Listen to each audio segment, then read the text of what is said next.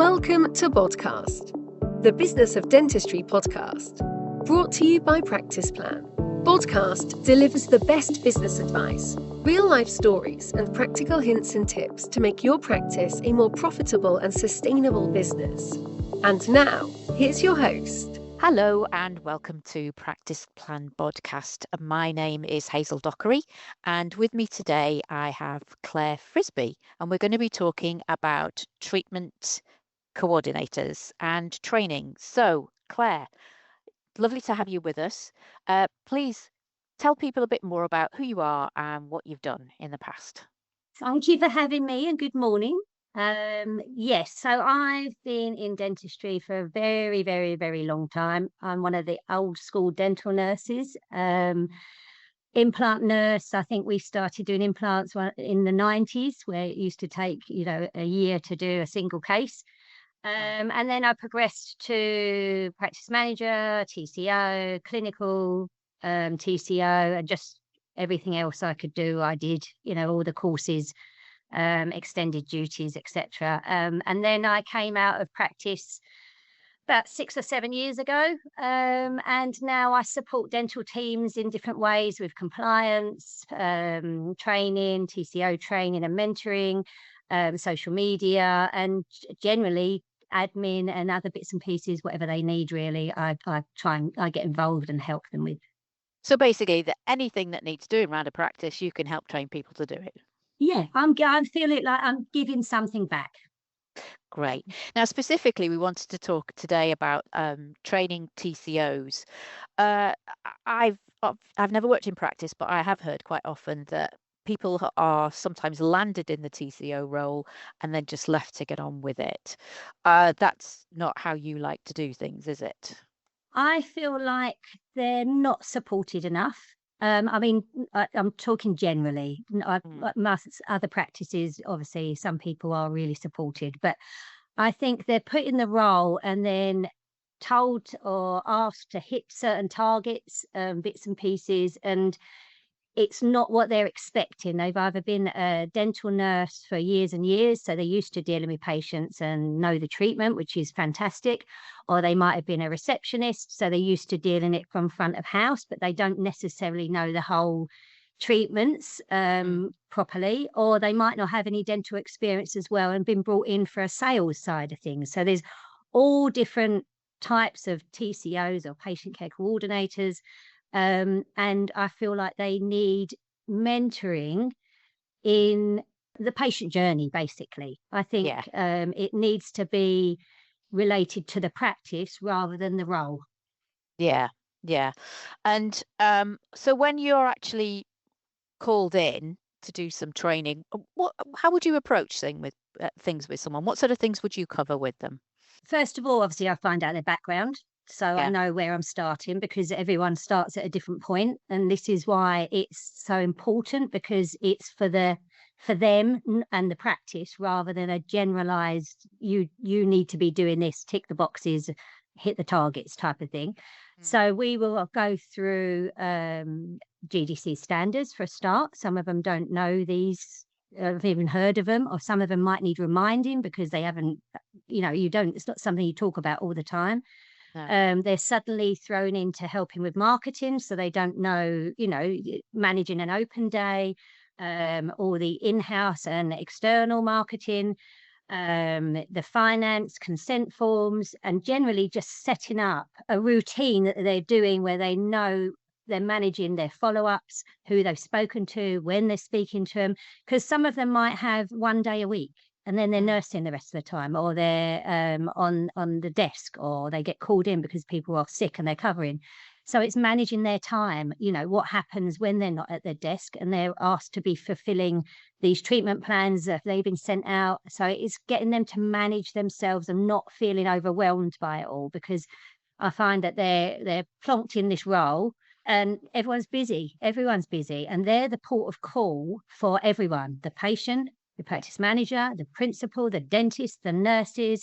There's actually no one else in that role in the practice. So it is a lot. And I think people don't realize, they just want to progress and they've got that hunger to progress and they've got the knowledge, but they don't quite know how to work it all out and get strategy in place so that they're not overwhelmed and trying to do a million things at once, which we all are when we're in practice.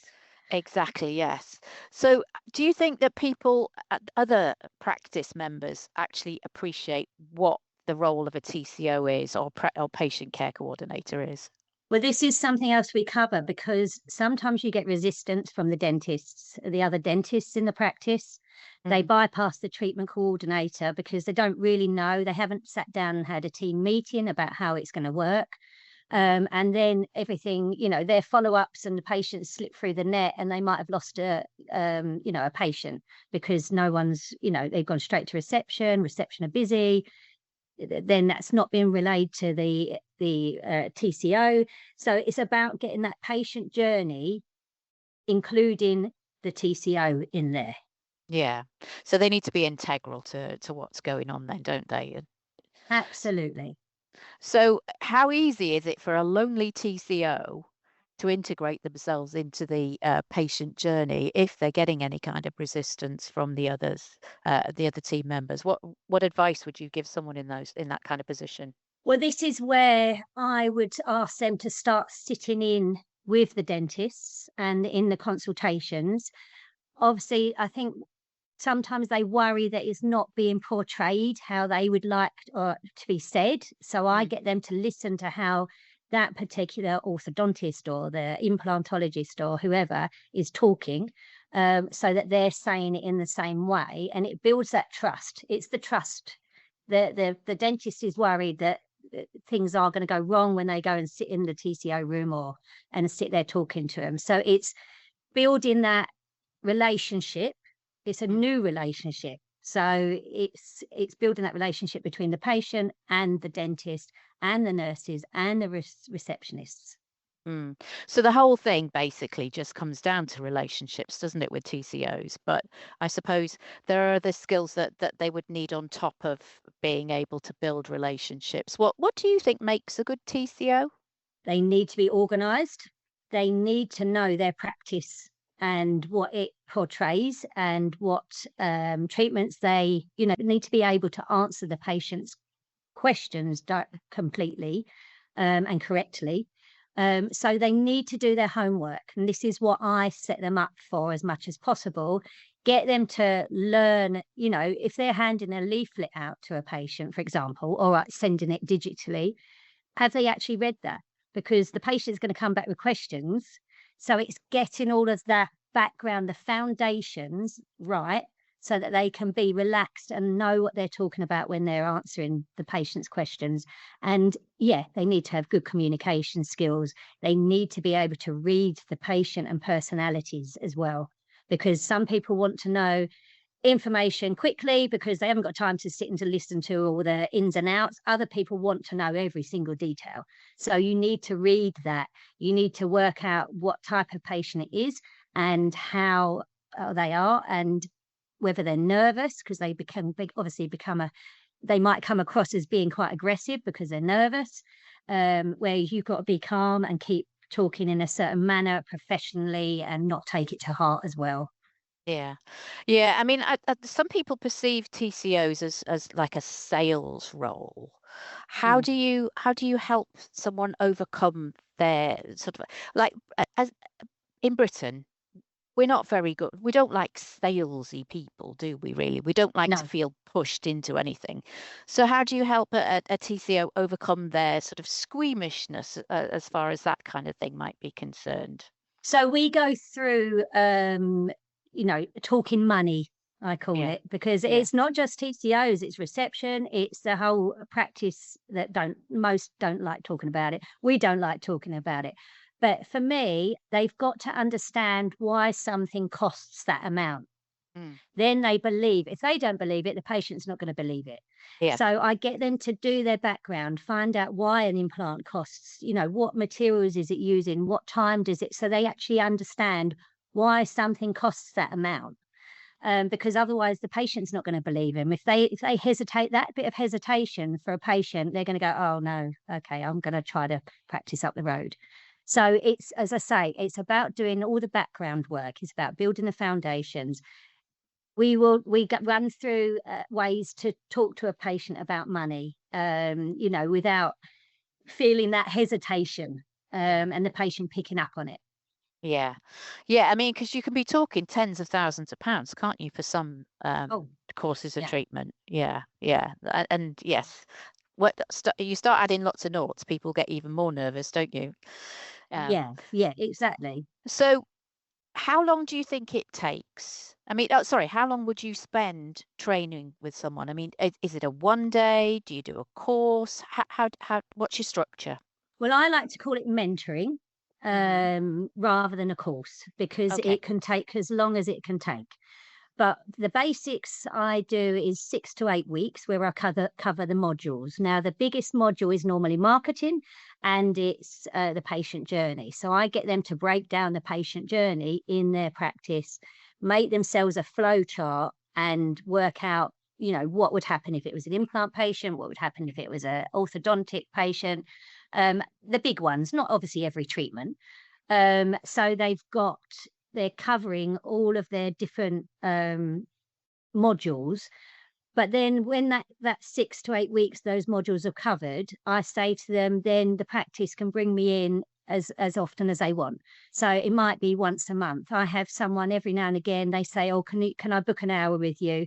And we talk about Google reviews, or they had a bad Google review and they don't know what to do about it. So Right. it can carry on. The relationship doesn't end just because they finished all the modules. That's why I like to call it mentoring rather than a course. But I do an online course as well, which is a shorter one, not so tailored for individuals, with Smile Dental training. Right. Okay, then that's fine. So you've been around the block a couple of times, as you said earlier. You've been in dentistry a few years now. What is it that keeps you within the dental world? I just want to give my knowledge back. And I find that people are struggling at the moment. The practice owners, everyone seems to be, they're all working at 100 miles an hour from the moment you get into practice, which I used to be like. I got to the point, before I finished in surgery, I could hardly talk by the end of Friday. I was exhausted. Yeah. And it's finding the people who've got even some of the old school knowledge that's disappearing.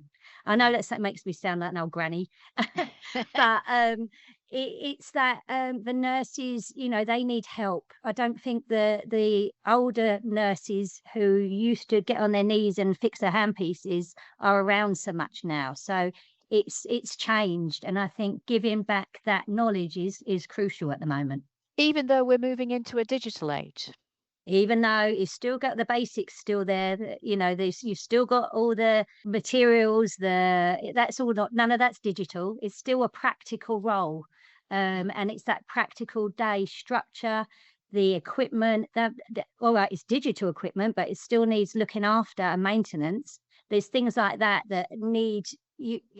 You can't beat the old school ways with some of that stuff still. I'm Right. sorry, but you can't. No, no, no, no. That's fine. I totally agree with you. There's still space for the doing things in an analog way, isn't there, really? So if you were actually doing it, say you were doing a course to a bunch of 16-year-olds, how would you sell the role of the TCO to them? That really depends on their background to how Mm, you would explain it to them, and how worldly they were, if that makes mm, sense. I would say it was something to progress up to when you've got some experience, mhm. personally. I wouldn't for my, I mean, I think it depends on the individual. All right. But definitely you feel there's definitely a space for people. It's an aspirational role then you feel it's I think so. I think it's a lot to handle, more than they expect when they get into the role. I mean, suddenly you're the one who they're going to come and complain to. You've mm, got to be able to handle the complaints and know what the routine is in the practice, what the complaints procedure is. They're going to come to you, because you're suddenly that person, that go-to person, for example. And I've spoken to lots of different, and yes, they know there's a complaints procedure, but most of them don't know what it is. So, be it having to answer an email with a certain amount of time, and making sure that you've said it in the right way, answering emails and, in the correct way. I think you need a certain amount of experience and knowledge behind you before you jump into this role. But that's just it really depends on the person, I think. Yeah, but that also comes back to the GDC standards as well, doesn't it? The knowledge of the It GDC does, standards there yeah. with complaints and everything. Yeah.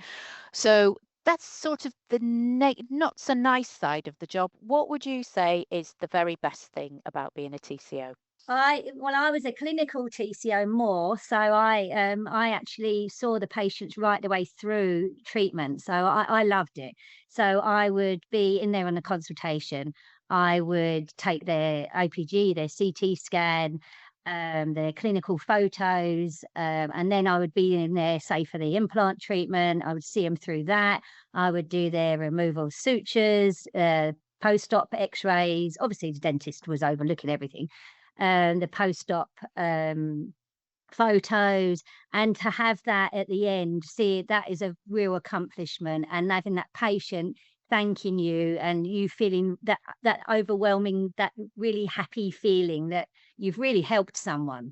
I think you can't beat that. And it's seeing these happy faces from someone being as nervous as they are, you befriend them almost, and seeing them at the end going off and enjoying their smiles, and they're bringing in their wedding photos to you and things like that. I just think you can't beat that.